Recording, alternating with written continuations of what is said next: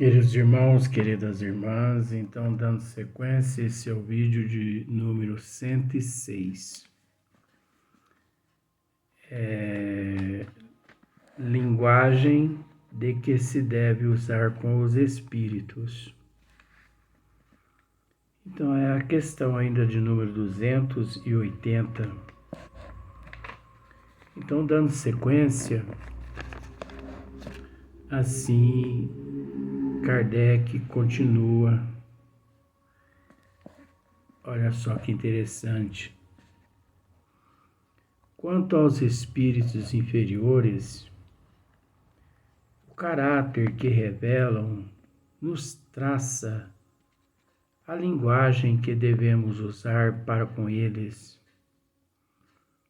Aos que, embora inofensivos e até delicados, são levianos, ignorantes, estouvados, dar-lhes tratamento igual ao que dispensamos aos espíritos sérios, como fazem certas pessoas, o mesmo fora que nos inclinarmos diante de um colegial ou diante de um asno que trouxesse barrete de doutor.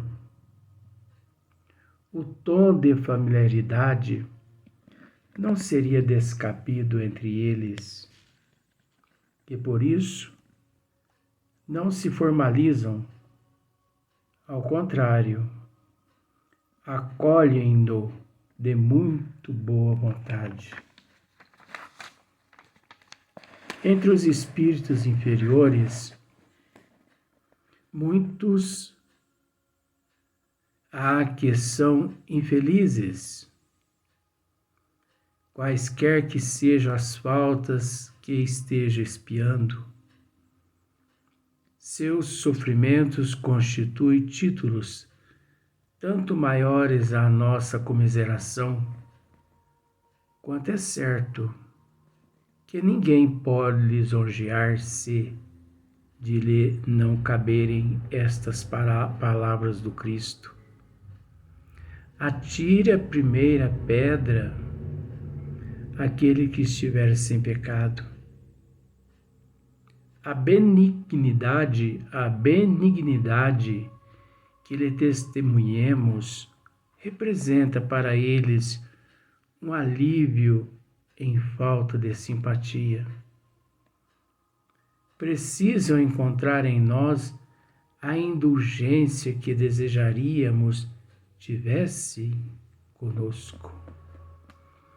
Os espíritos que revelam a sua inferioridade pelo cinismo da linguagem, pelas mentiras, pelas baixezas dos sentimentos, pela perfídia dos conselhos, são indubitavelmente menos dignos do nosso interesse do que aqueles cujas palavras atestam o seu arrependimento.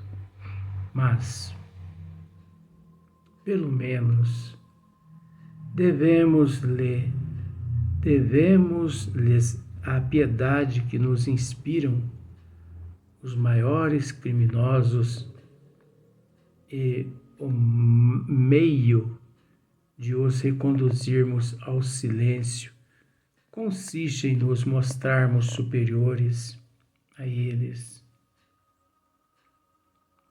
que não confiam senão nas pessoas de quem julgam nada terem que temer, porquanto os espíritos perversos sentem que os homens de bem, como os espíritos elevados, são seus superiores. Em resumo, tão irreverente seria tratarmos de igual para igual os espíritos superiores, quanto ridículo seria dispensarmos a todos, sem exceção, a mesma referência.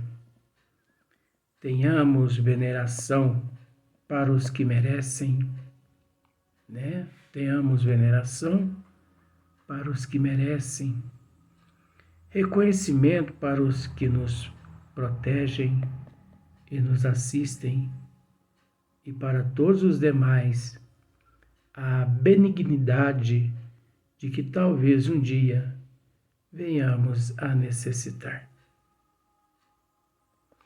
Penetrando no mundo incorpóreo, aprendemos a conhecê-lo, e esse conhecimento nos deve guiar em nossas relações com os que o habitam.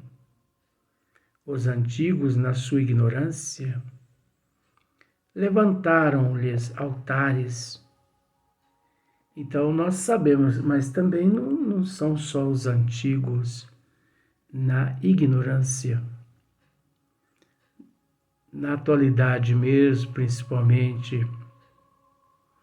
no século XXI, por exemplo, no século XIX, no século XX, no século XXI, no ano de 2022, quantos seres que são canonizados como santos aqui na Terra, mas que na verdade apenas aqui na Terra. Porque é tão interessante essa situação da canonização, não só da canonização. Por exemplo, a doutrina dos espíritos, ela nos diz que os mausoléus, esses mausoléus suntuosos, significa o último resquício do orgulho e da vaidade humana. Olha só para você ver como são as coisas. Os mausoléus, né? Suntuosos, significa o último resquício da vaidade dos seres humanos. Que isso equivale a dizer que se nós pararmos para analisar no bom sentido, é resquício da vaidade, do orgulho da família. Analisa só para você ver. Porque o morto, no bom sentido, ele não pede para que a família construa um mausoléu suntuoso. O morto, ele não pede para ser canonizado. Observe para você ver.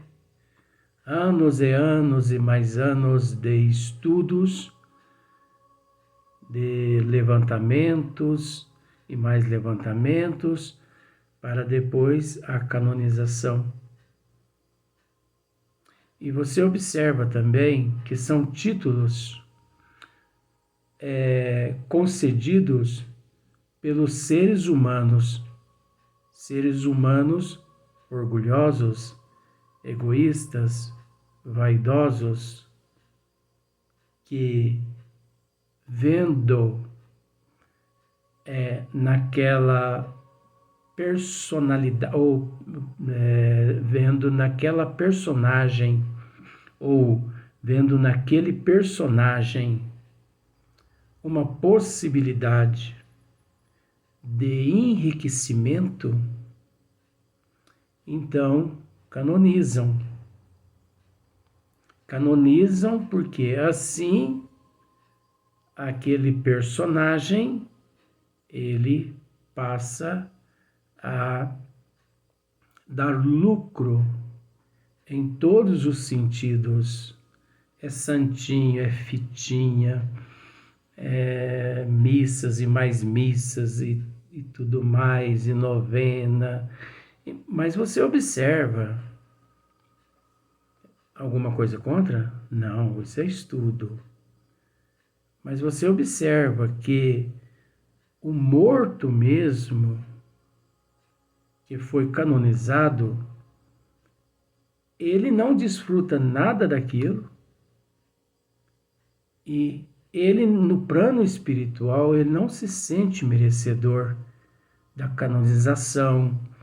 O morto, ele não se sente merecedor dos mausoléus suntuosos, a não ser aqueles seres que, quando no corpo físico, vaidosos, orgulhosos, eles constroem lá os seus mausoléus e dizem assim: aqui, quando eu retornar aos braços do Pai, meu corpo será depositado aqui nesse mausoléu que acabo de construir. Se você... Isso é tudo vaidade, isso é tudo egoísmo. No entanto, 99% dos seres não desfrutam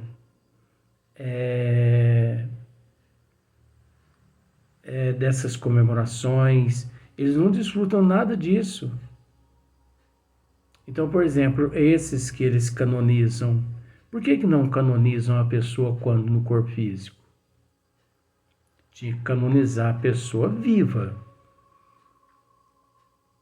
Tinha que transformar as pessoas vivas em santo. Não depois que morre. Porque depois que morre, para quê? Se vocês tivessem a oportunidade, muitos já tiveram a oportunidade de ver o túmulo do professor Eurípides Barçanufo na cidade de Sacramento. É um túmulo, como se diz assim, 7 palmos de terra. É aqueles túmulos de antigamente, que eles furavam o buraco, que cabia apenas o caixão lá dentro, tapava com aquela terra e punha uma plaquinha. E depois, em volta, eles construíam, né, uma muretinha para poder a enxurrada não levar aquela terra embora. O túmulo do professor Eurípides Barçanufo e de tio senhor Mariano, na cidade de Sacramento, é dessa forma. Vovó Meca também, Maria da Cruz, tia Amélia, tia Amália, né? Tá, Amélia, tá? Tia Amélia,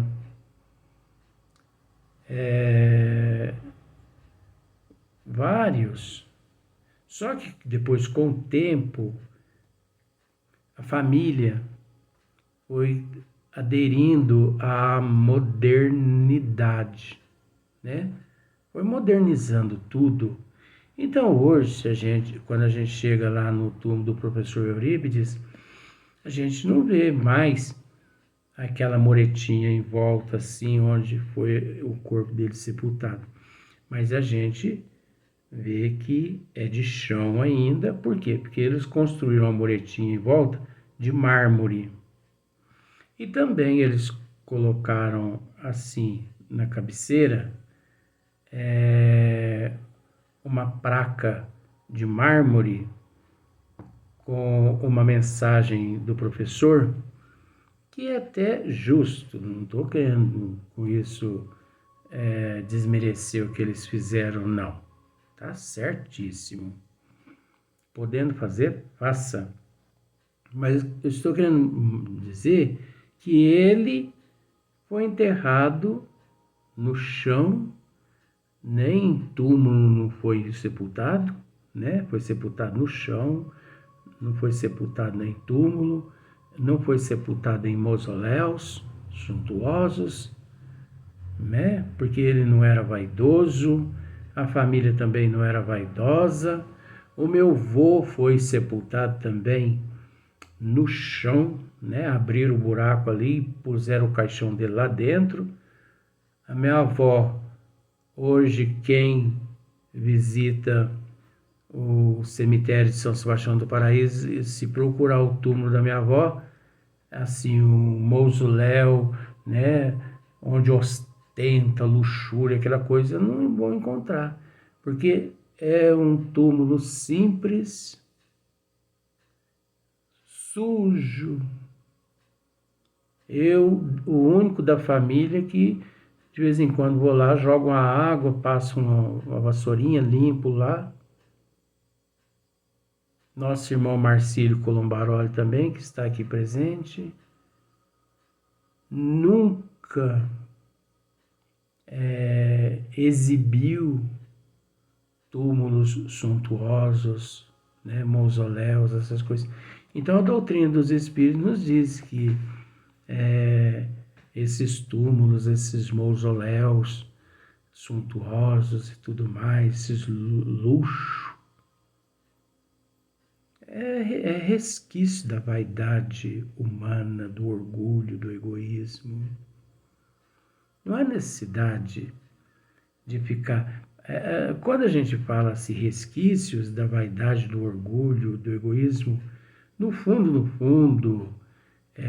no coração daquelas pessoas que constroem esses mausoléus, tem um sentimento ali, sabe, de culpa, de consciência pesada, de querer proporcionar àquele que partiu algo que em vida as pessoas não proporcionou.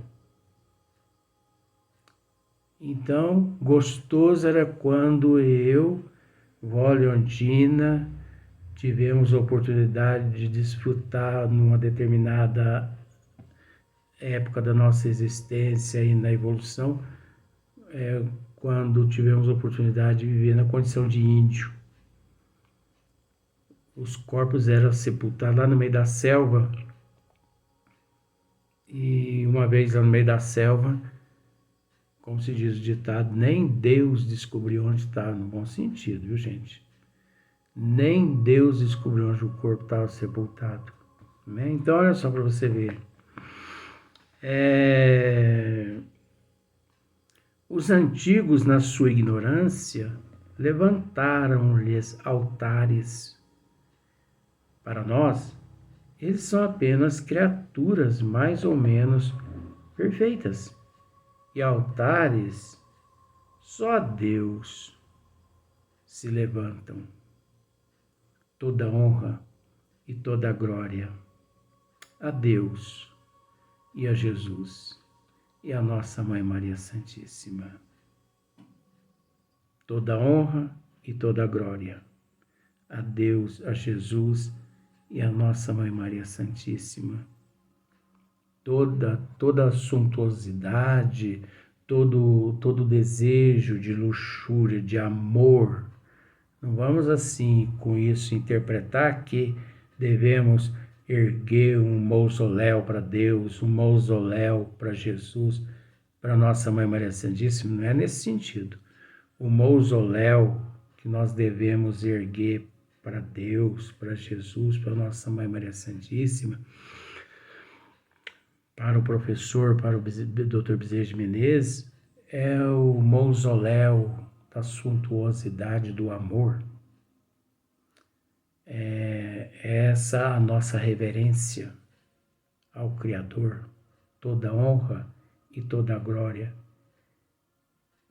Esse é o tipo de mausoléu que nós devemos, né, erguer a esses seres, a inteligência suprema, a causa primeira de todas as coisas.